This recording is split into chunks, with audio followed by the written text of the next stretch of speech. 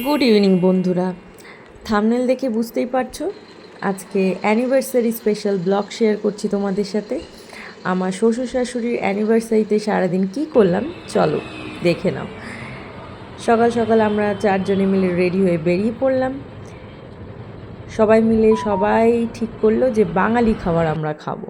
তো চলে গেলাম সর্ষে অথেন্টিক বেঙ্গলি কুইজিন পাওয়া যায়, যেটা ব্যাঙ্গালোরে অবস্থিত। ব্যাঙ্গালোরের বাসিন্দারা তো চেনই, কিন্তু যারা ব্যাঙ্গালোরের বাইরে তাদের জন্য বলছি, ব্যাঙ্গালোরে কখনো এলে বাঙালি খাবার যদি ভালো খেতে চাও তাহলে অবশ্যই সর্ষেতে ভিজিট করতে পারো। আমরাও সেখানে পৌঁছে গেলাম সবাই মিলে খাওয়া দাওয়া করতে।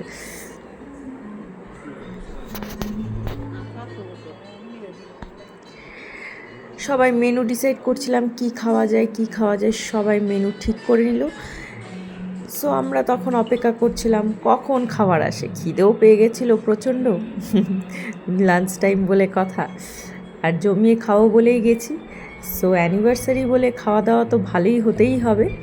তো সবাই মিলে খুব ভালো খাওয়া দাওয়া করেছি, অর্ডার প্লেস করে দিয়েছি, সাথে সবাই মিলে আড্ডা হচ্ছে।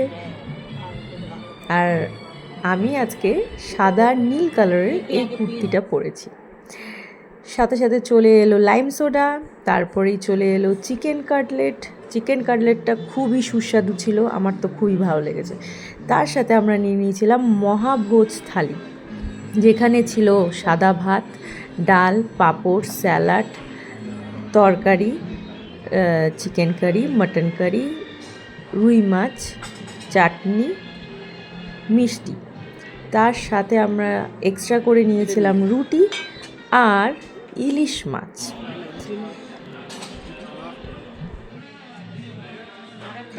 আর শেষ পাতে ছিল ছানার পায়েস, এটাও অপূর্ব খেতে, অবশ্যই তোমরা ট্রাই করো। সো তারপরে সন্ধ্যাবেলায় সেলিব্রেট করা শুরু, কেক কাটার পর্ব।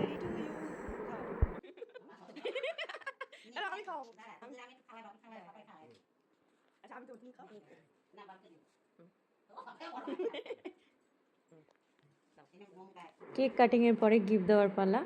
মামুনিকে দিলাম একটা লেডিস ব্যাগ আর বাপিকে একটা T shirt. So next video দেখতে হলে অবশ্যই আমার চ্যানেলকে সাবস্ক্রাইব করতে হবে। সারাদিন খুব ভালোই এনজয় করলাম, কিছু ফটোশ্যুট করেছিলাম, সেগুলো তোমাদের সাথে শেয়ার করলাম। সো আজকের মতো এখানেই, পরের ব্লগে আবার দেখা হচ্ছে।